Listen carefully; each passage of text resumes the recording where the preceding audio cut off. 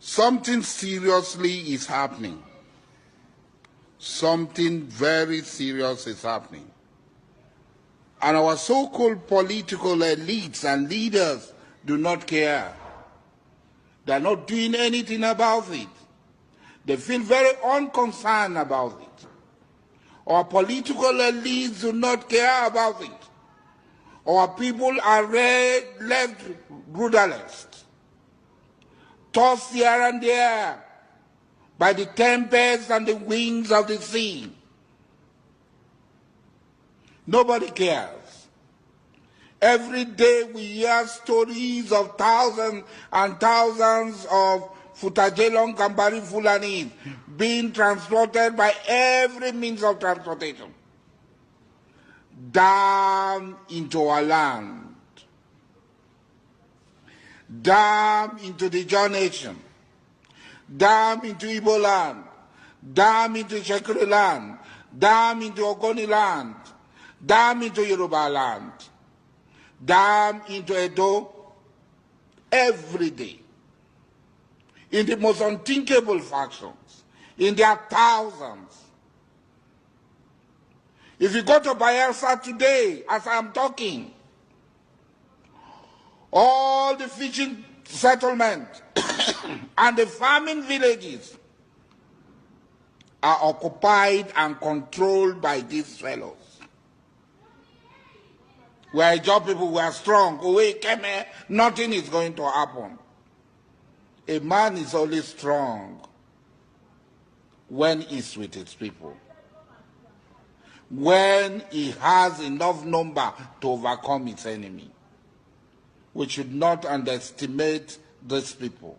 They have our money with us. They have been receiving tons and tons of our money. They have brought Abacha stole and sharing it amongst themselves. A minister in a federation came to say that sharing the money in the north. A house divided against itself certainly shall not stand. This proverbial saying is more true, especially in the current realities and the issues that is surrounding the exodus of the Biafrans from Nigeria. When men or people should have thought it is a moment of excitement, a moment of rejoicing, was beclouded by confusion, misinterpretation, misrepresentation, and dichotomy within the same system. Now, if a nation is divided against itself, certainly that shall not stand. And that is just the case of the Israelites on their way out of Israel.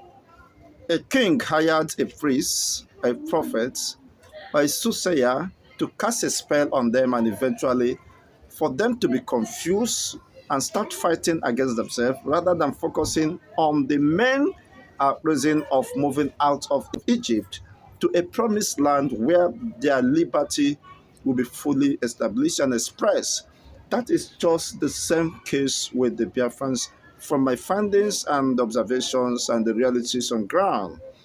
Pitching tent against one another is to the advantage of the enemies who have sown the seed of discord, knowing that that is the only way they could be conquered and, of course, subdued if they could be able to create confusion, dichotomy, discourse, sponsor the elements of discord, the seed of discord among them. They will succeed in tearing them apart. They will succeed in collapsing them. They will succeed in destroying whatever effort and progress they have made, regardless of the extent of the progress and success recorded. They will be torn down. No wonder the Bible says, shall two work together without an agreement? When eventually there was no agreement or a seed of discord was sown, eventually they will lose their purpose, their focus will be divided, and their attention will be thwarted. And the main reason, objective, or goal set before them will forever be truncated.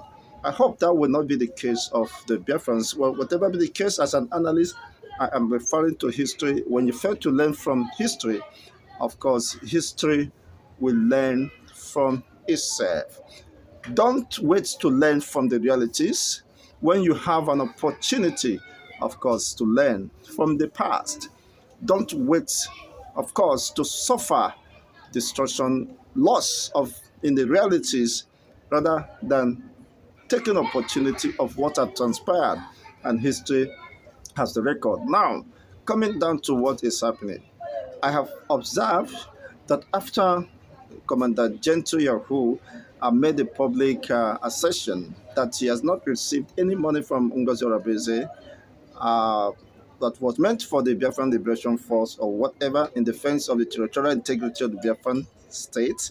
Ngozi Orabeze rolled out some security outfit to justify whatever, of course, the money that was contributed or raised by the Biafrans or some Biafrans who are interested in the liberty or liberation of the Biafran people, that what he used the money for. You have to justify whatever action or positions. Now, the question which I should ask, is it Mazin and Simon Ekpa that instructed her use the money raised for the BLA to recruit another set of security? Is this coming from Simon Ekpa? If that is true, if it is coming from Simon Ekpa, it means Simon Ekpa must be one of the confused man on the earth, on the surface of the earth, which I doubt. I disagree. I beg to disagree that Simon Ekpa cannot condescend too low or become an enemy of himself. After the assuring Biafrans that upon declaration of the restoration of the Biafran state, there will be a total defense of the Biafran territory, but we have not seen that happening. Perhaps his absence has created so much lacuna for others to exploit, or the enemies, perceived enemies, just as the Nigerian Defense Chief of Defense Staff said. If we're able to track their source of funds, we will definitely, of course, collapse their system. That's what is happening now. As it's been reported, allegedly, or reported, I don't know. Of course, we are just getting information from social media and the rest of them, that about 16 governors or whatever is being called within the Biafran, of course, government has been arrested, is under the net of Nigerian government. That what that means is a very big setback for the Biafrans and the rest of them. The publication of the accounts by Ngozi Arabeza and the rest of anyone who paid into the account, of course, must be definitely tracked. That is the way. Of course, the intelligence agencies are still alive. They are on track. If that is being done, now you begin to ask, where is that sensibility? You are fighting, exposing your own people or defense to such level of vulnerability, and you think you can stand. When the enemies get advantage of that, of course, you are finished. And that is just the case. Now, ignoring whatever is happening around you, I hope it is quite very fortunate. But we have to listen to Asari Dokobo, in as much as some persons might not agree with him, might not believe in his ideology or position, that is not consistent and there is a saboteur, is working with Nigerian government and the rest of the day. With what is happening, this is what he has come to say about the state of the nation, Nigeria.